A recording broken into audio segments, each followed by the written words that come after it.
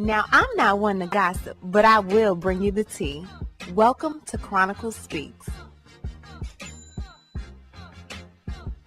Please, I don't have any time for any gossip now. Eh? Yes. Look at you. So, as I said in my previous video, we're currently in the countdown to sentencing for Tim Norman. That's Tim Norman of the hit show, Welcome to Sweetie Pies. And as you all know, when sentencing does happen, those letters start coming in, and those are the character letters. And that's when the ones closest to you beg the judge for mercy on your behalf to grant leniency for your sentencing. And like we all know, nobody rides harder for Tim Norman than his mother, Miss Robbie Montgomery. So we will get into her letter today. Not so surprisingly, only one other member of Tim's family spoke on his behalf. You'll probably be surprised to see who that person was. So we'll get into all of that and much more, but before we do, please be sure to subscribe to this channel and hit the bell for notifications so you don't miss out on any news regarding this case and so much more. Now let's get back into it. So 9 times out of 10, if you're watching this video, you were a fan of Welcome to Sweetie Pies, which was on the OWN network for 9 seasons. And we got to know the family as if they were our own. The aunts were my aunts. The cousins were my cousins. So when we lost Andre, it was like we lost a family member. Typically during trials, you have one side, which is the side of the victim's family, and then you have the other side, which is the side of the potential guilty person's family. Very seldom are these families connected and related. So when it comes to writing these character letters, essentially the family is going to look out for family. But when you're related to both sides of the family, how does that really work? So honestly, I was not surprised to see not many people from Tim's family write a letter on his behalf. So I knew if anyone was going to write a letter on behalf of Tim Norman, it was going to be his mother, Miss Robbie Montgomery. So let's get into her letter and then we'll talk about it some more. Dear Judge Ross, my name is Robbie Montgomery. I am the mother of James Timothy Norman, an inmate who is coming before you for sentencing in a few days.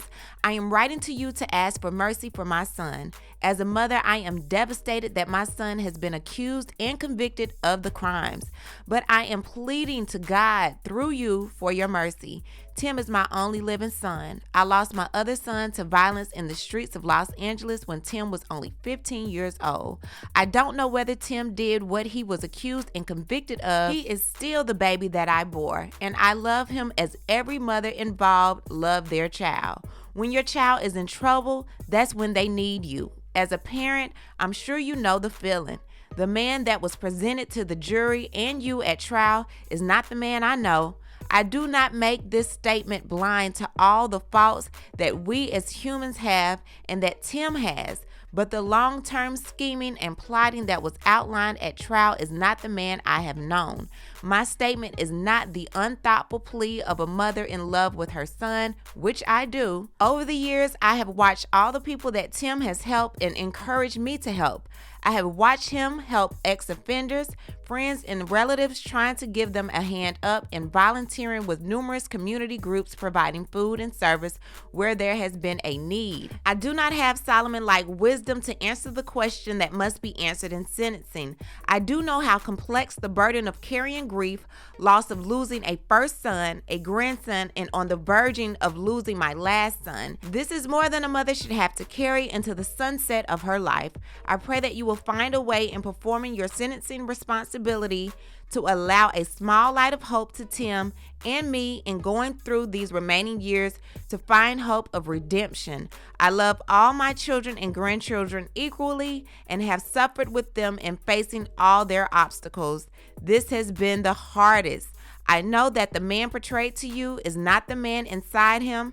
I am praying that your decision will leave an opportunity for the light in him to shine through. Thank you for your consideration and understanding of mother and grandmother's love. Respectfully, Robbie Montgomery. And honestly, I'm just trying to place myself in Miss Robbie's shoes. That's probably one of the hardest letters she's ever had to write in her life.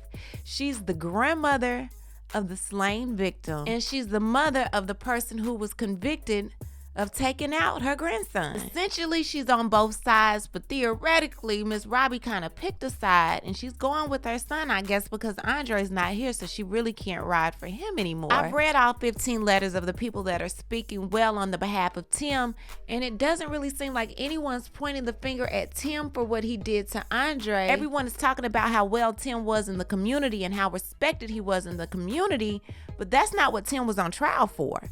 I do not know what Tim told Miss Robbie in regards to what happened to Andre, but whatever it is, I am starting to think that Miss Robbie really believes him. In reading the statement that Tim said via his Instagram page while locked up last week, I'm starting to believe that Tim believes himself. I really don't think Tim thinks that he did this. Now, while there's only one other family member that spoke on Tim's behalf, I believe this family member does believe that Tim did it, but wants to see her sister have her last years with her son there by her side, and that's Aunt Jan, Tim's aunt and Miss Robbie's sister. She wrote to the judge and said, "Dear Honorable Judge Ross, I am writing this letter to request leniency for my nephew, James T. Norman, who is appearing before you after being convicted of conspiracy to commit M for hire. I would like to express my sincere apologies for any harm that James may have caused. As his aunt, I have known James his entire life, and I can attest to his character. James is a loving, kind, caring, and responsible individual who really strives to help others in his community. Although James did not experience the impact of having a strong, positive father figure, as a result, he did not always make the best decisions. However, with the support of his loving family, he managed to get back on his feet. This situation is completely out of character for him, and both James and the family are deeply saddened by the outcome of the trial. I understand that James must be held accountable for his actions, but I implore you to consider the possibility of a more lenient sentence, such as having the possibility of getting out of prison one day and spend time in this free world with his children and possible grandchildren. I am confident that with your guidance and support, James will emerge from this experience as a better person. Thank you for taking your free time to read this letter and am appreciative of your consideration. Sincerely, Janice." I'm not really surprised at her stance, just for the simple fact that the day the guilty verdict was read, all of Tim's family was outside with Andre's family, and they all had Andre's t-shirts on, even the sister Linda.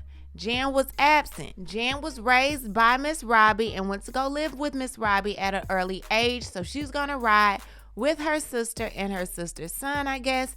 But right is right and wrong is wrong. I've read all of the character statements on behalf of Tim Norman, from an ex-mayor of East St. Louis to a radio personality to an executive producer of the Sweetie Pie show, and I do not feel like anyone is going to get what they want. Tim took this to trial.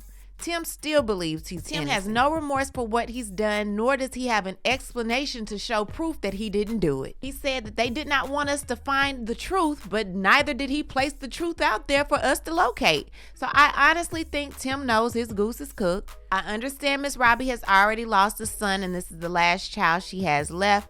However, Tim did do a crime. Tim is convicted of a crime, and Tim has to pay for that. Andre's mother will never have her son again. She can never communicate with her son again, and her son doesn't even have offspring for her to even connect with her son again. So, I mean, honestly, we need justice for Andre. At the end of the day, that's exactly what we need, and I pray that we get that on March 2nd. Last thing, y'all, I am shocked that Tim's girlfriend, or the one that was sitting next to Miss Robbie at the trial and during the verdict, did not leave a statement. That was just, I don't know. Anyway, what I need to do is hear from you. What do you think about these character letters from Tim's mother, Miss Robbie, and also his Aunt Jan? Leave a comment and you know how we do. We'll talk about it down below. I'll talk to you guys later. Bye.